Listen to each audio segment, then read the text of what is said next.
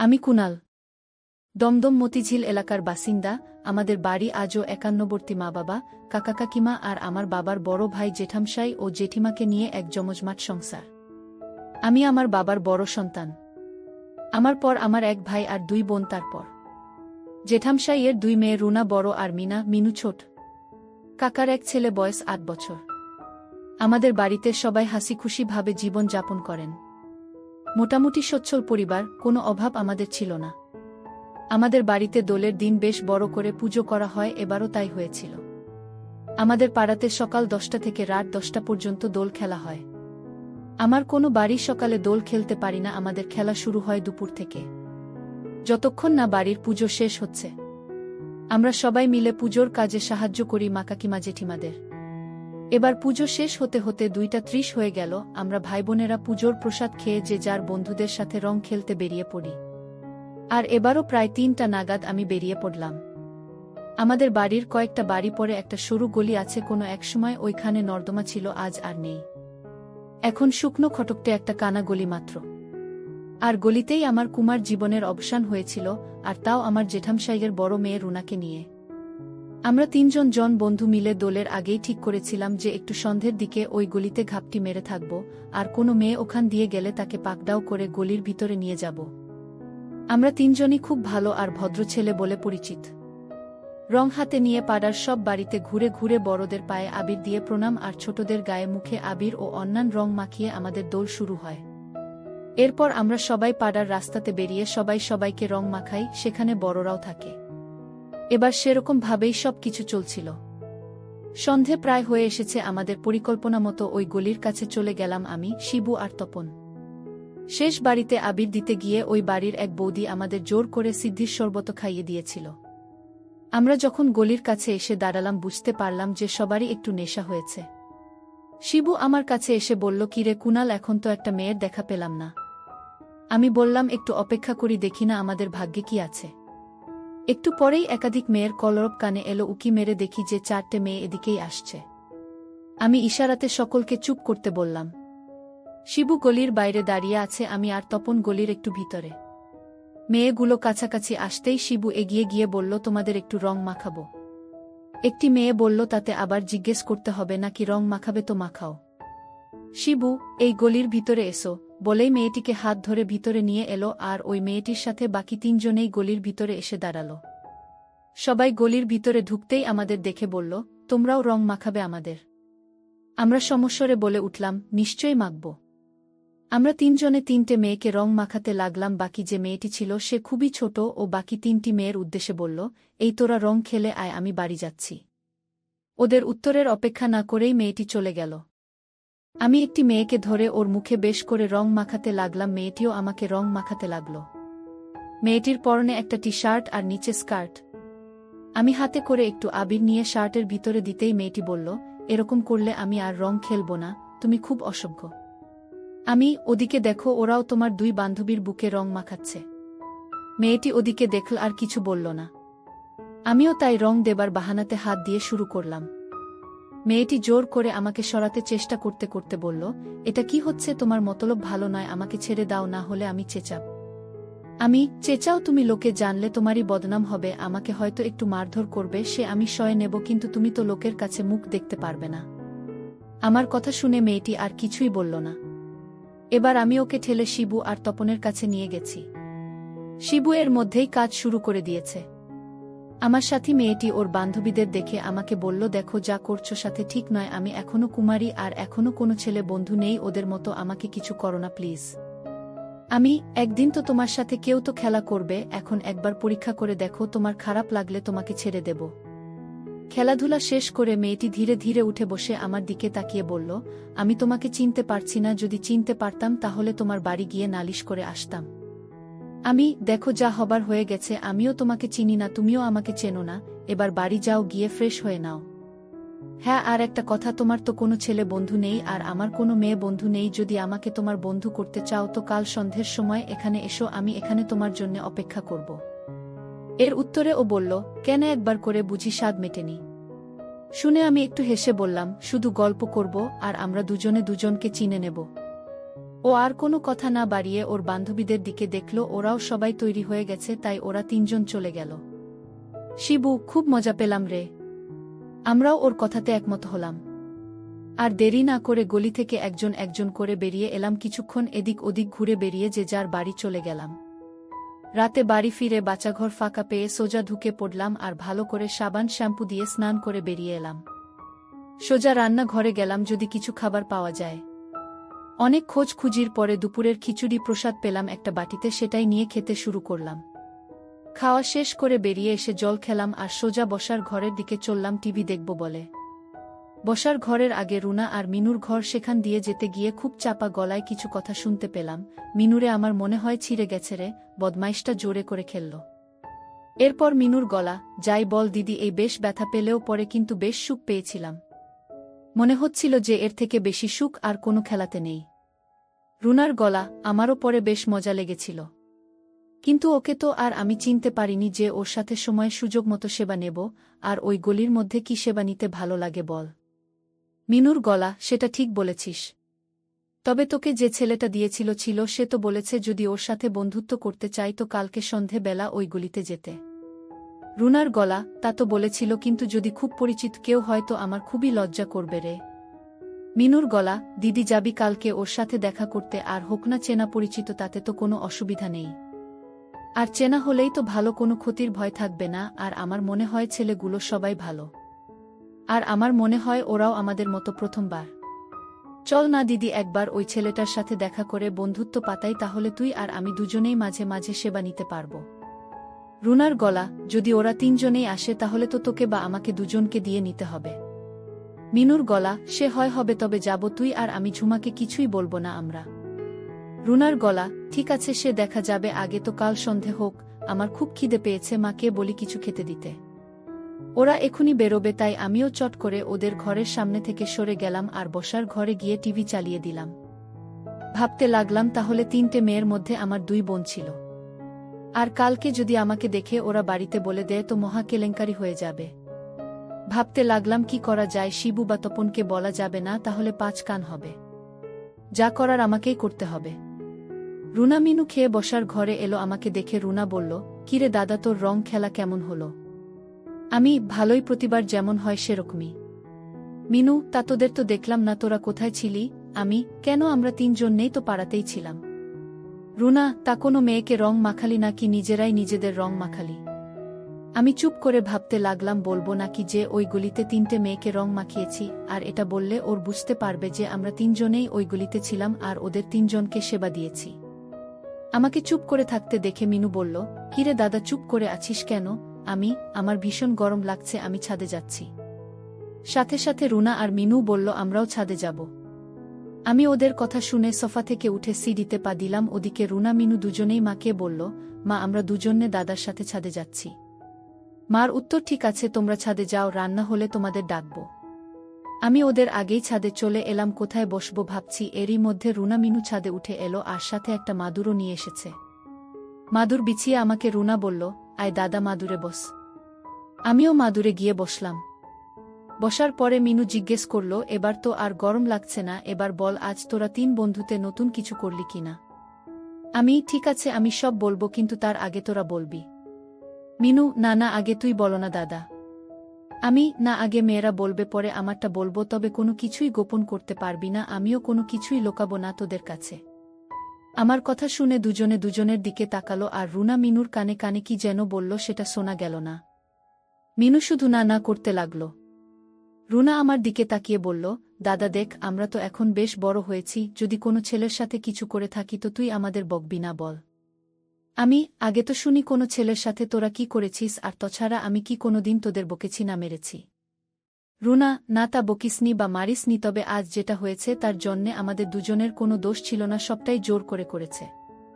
আমি, ওরে কি করেছে সেটা তো বলবি। জোর করে কেউ কি রং মাখবার নাম করে তোদের বাগানে হাত দিয়েছে? মিনু, দাদা জোর করে শুধু হাতই দেয়নি, আরও অনেক কিছু করেছে। আমি মিনুর দিকে তাকিয়ে বললাম, তোদের চেনা ছেলে নাকি অন্য পাড়ার কেউ, আর এ ঘটনা কোথায় হলো? এবার রুনা বলল, ওরে উইয়ে আমাদের কয়েকটা বাড়ির পরে যে কানা গলি আছে সেখানে তিনটে ছেলে দাঁড়িয়েছিল আমরা কাছে যেতেই। তবে আমরা কেউই ওদের চিনতে পারিনি, রং মাখা মুখ আর অন্ধকার থাকার ফেলে কিছুই বুঝতে পারিনি ওরা কারা। আমি ভাবতে লাগলাম এখনই বলবো ওদের যে ওই তিনজন আমরাই ছিলাম। হঠাৎ রুনার কথায় ত্বক নড়ল। কিরে দাদা, চুপ করে আছিস কেন, কিছু বল। আমি বললাম, তা তোদের আগে বল, কি করলো, কিভাবে করলো, আর তোদের মজা লেগেছিল কিনা সব খুলে আমাকে বল। আর আমি কথা দিচ্ছি যে আমি কিছুই বলবো না। তোদের পরে আমি যা বলবো তাতে তোরাও কিছুই বলতে পারবি না আমাকে বা বাড়ির কাউকে।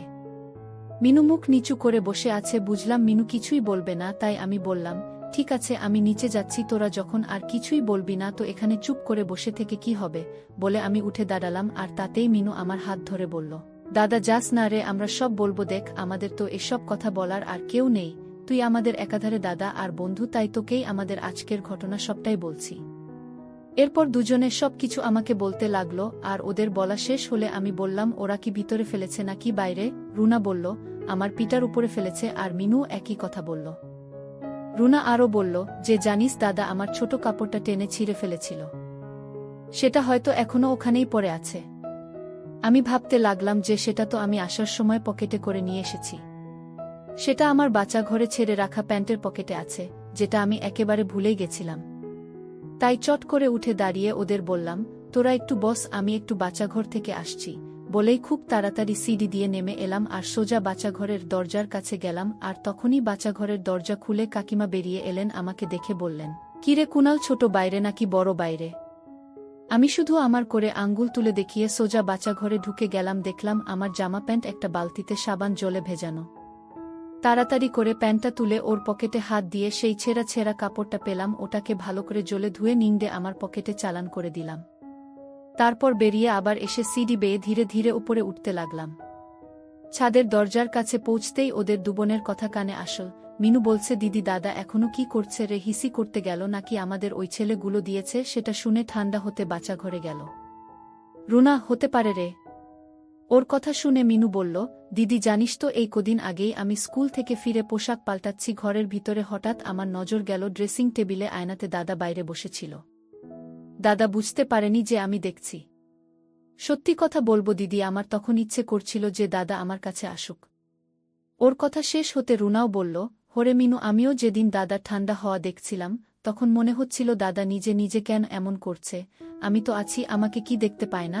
রুনার কথা শেষ হবার আগেই আমি ঢুকে পড়লাম আর আমাকে দেখে রুনা তোতলাতে লাগলো। বললাম, কিরে, কার সেবা নেওয়ার কথা হচ্ছিল রে রুনা?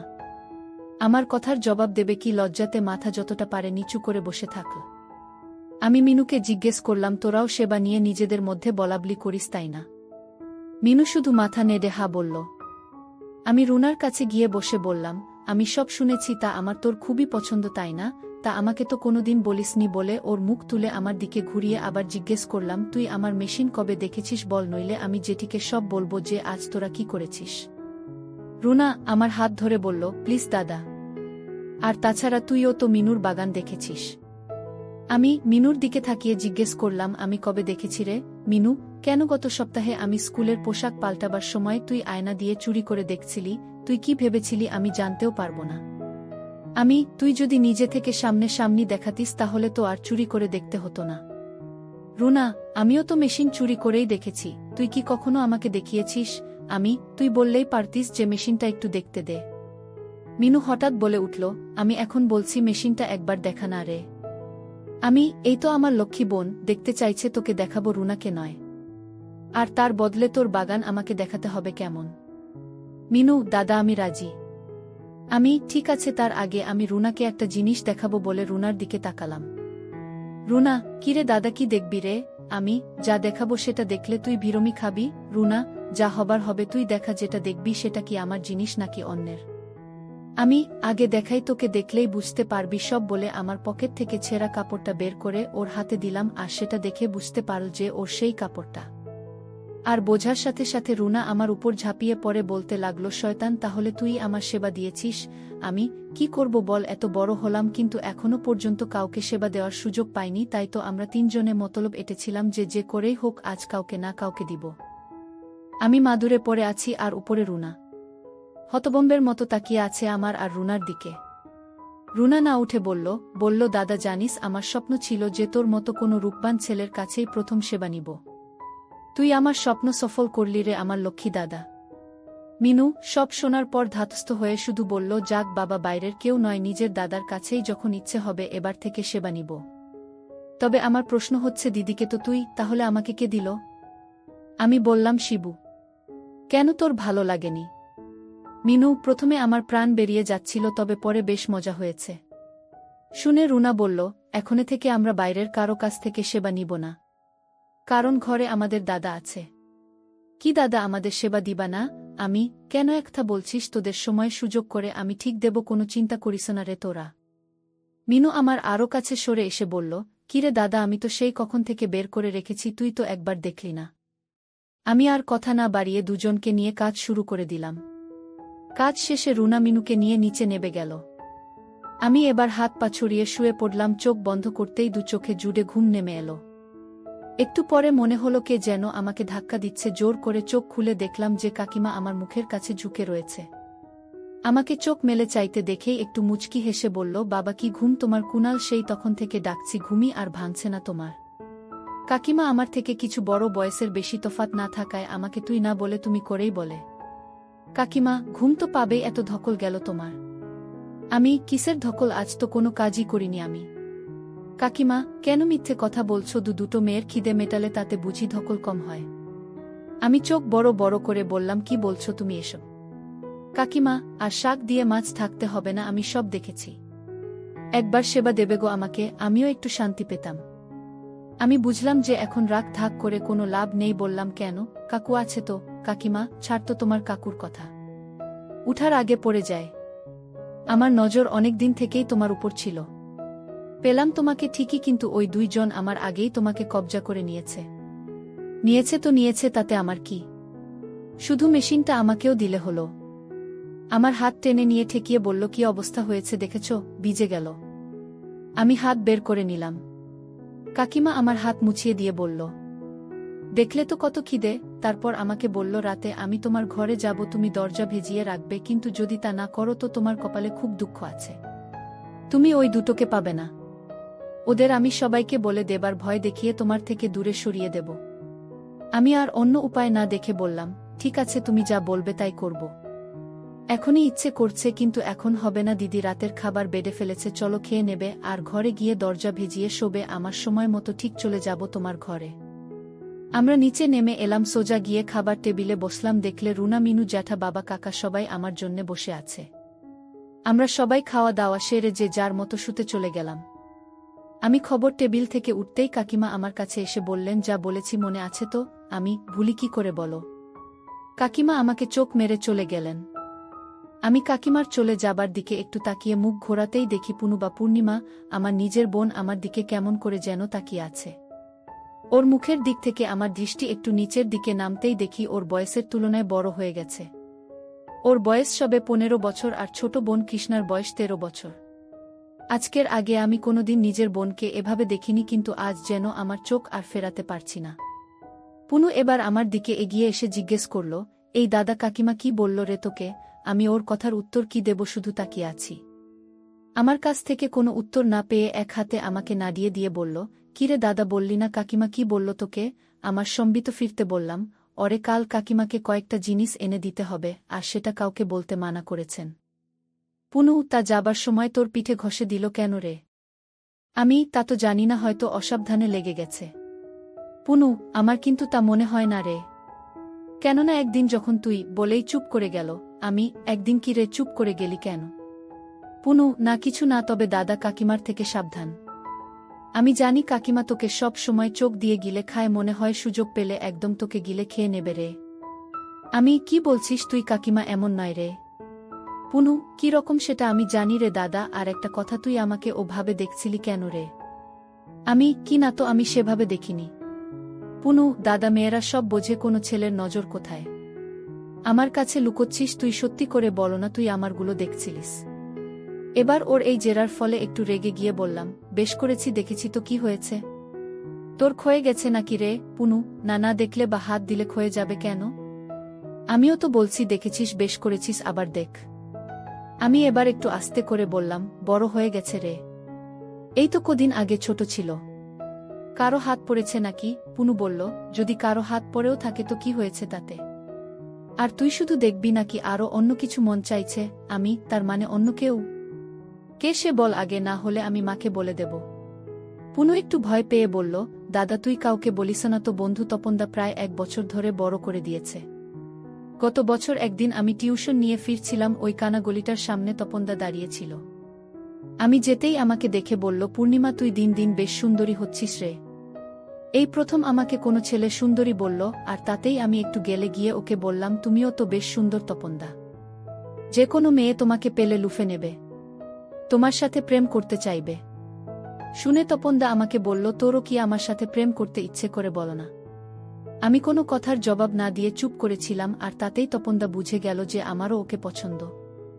আমার হাত ধরে ওই গলির একটু ভিতরে নিয়ে যায়। এসবে আমারও খুবই ভালো লাগতে লাগল। সেই থেকে যখনই সুযোগ পাই তপনদার সাথে প্রেম করি, তবে কোনো দিনই ও নিচের জিনিস ব্যবহার করেনি, শুধু হাত দিয়েছে। আমি এবার বেশ গম্ভীরভাবে বললাম, এরপর আর কোনোদিন তপন বা অন্য কোনো ছেলের কাছে যাবি না। তুই যদি এরপর ওর কাছে যাস তো আমি মা বাবাকে সব বলে দেব। পুনু, দাদা একটা কথা বলবো তোকে। আমি, বল। আমি তপনদার কাছে আর যাব না যদি তুই আমার জিনিসটা ব্যবহার করিস। তবেই যাওয়া বন্ধ করব। আমার একটা অভ্যাস হয়ে গেছে, তাই আমি সেবা না দিয়ে থাকতে পারবো না। আমি, ঠিক আছে সে দেখা যাবে, এখন যা শুয়ে পড়, বলে আমি চলে আসতে যাব, তখনই পুনু পেছন থেকে বলল, যা দরজা ভাজিয়ে শুয়ে পড়, কাকিমা আসবে। আমি, তুই কি বলছিস এসব? কাকিমা কেন আসবে আমার ঘরে? পুনু, দেখ দাদা, আর আমাকে ভোলাস না, আমি শুনেছে কাকিমা তোকে দরজা ভেজিয়ে রেখে শুতে বলেছে, আর আমি জানি কাকিমা তোর সাথে শুধু গল্প করতে যাবে না, কাকিমা তোকে দিয়ে সেবা নিতে চাই। সে তুই যা খুশি কর, তবে আমাকেও সেবা দিতে হবে। আমি বললাম, ঠিক আছে, এবার যা, কেউ দেখে ফেলবে, আর আমি তোকে নিয়ে কাল থেকে শুরু করব। আমার কথা শুনে হামি দিয়ে ছুটতে চলে গেল। আমি আমার ঘরে গিয়ে শুয়ে পড়লাম, ভাবলাম একদিনেই সব কেমন পাল্টে গেল। গতকাল ও আমি এসব ভাবতেও পারতাম না, আর আজ সবাই আমার সেবা নিতে চাইছে। একটু পরে আমার ঘরের ভেজানো দরজা একটু ফাঁক করে কেউ একজন ঢুকলো, বুঝলাম কাকিমা এলো।